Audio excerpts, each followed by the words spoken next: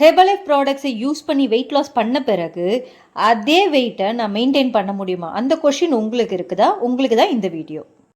Over weight ஆனதுக்கப்புறமா நிறைய மெத்தட்ஸை follow பண்ணி அதில் ஃபெயில் ஆகி ஹெர்பலைஃபை ஃபாலோ பண்ணி வெயிட் லாஸ் பண்ணணும்னு வந்திருக்கீங்களா? மார்னிங் அண்ட் நைட் 2 வேளையும் ஹெர்பலைஃபோடைய ஷேக்கை ஸ்ட்ரிக்டாக ஃபாலோ பண்ணி நிறையவே வெயிட் லாஸ் பண்ணிட்டீங்க. உங்கள் ஐடியல் வெயிட்டும் ரீச் ஆகிட்டீங்க. அந்த ரீச் ஆன வெயிட்டை அப்படியே மெயின்டைன் பண்ண முடியுமா அப்படின்ற டவுட் இருக்குதா? நான் சொல்கிற 6 ஸ்டெப்ஸை நீங்கள் கரெக்டாக ஃபாலோ பண்ணிங்கன்னா உங்களுடைய குறைச்ச வெயிட்டை அப்படியே மெயின்டைன் பண்ணலாம்.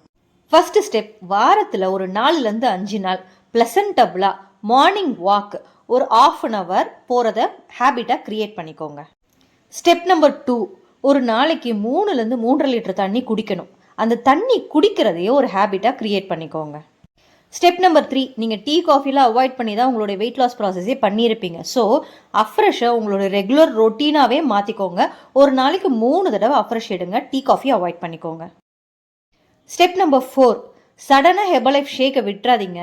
அட்லீஸ்ட் 1 மாதத்துக்கு மார்னிங் ஷேக் மட்டுமாவது ஃபாலோ பண்ணுங்கள். 1 மாதத்துக்கு அப்புறமா ஹெல்தியான பிரேக்ஃபாஸ்ட்டுக்கு மாறிடலாம். Step number 5, night dinner. இது ரொம்ப ரொம்ப முக்கியம். ஒரு 6:30லேருந்து 7 மணிக்குள்ளே உங்களுடைய நைட் டின்னரை கம்ப்ளீட் பண்ணுங்கள். ஹெல்தியான வேலை மைண்ட்ஃபுல்லாக சாப்பிட பழகிக்கோங்க. ஸ்டெப் நம்பர் 6, நல்லா தூங்கணும். ஒரு 6 to 7 hours தூங்குற ஹேபிட் க்ரியேட் பண்ணிக்கோங்க. நல்லா தூங்குனீங்கன்னா தான் உங்களுடைய ஸ்ட்ரெஸ் லெவலும் குறையும். ஹெல்தியான வெயிட்டை மெயின்டைன் பண்ண முடியும். உங்களுக்கும் பர்சனலைஸ் டயட் தேவைப்பட்டதுன்னா ஸ்க்ரீனில் தெரியுற எங்கள் நம்பருக்கு கால் பண்ணுங்கள். தேங்க்யூ.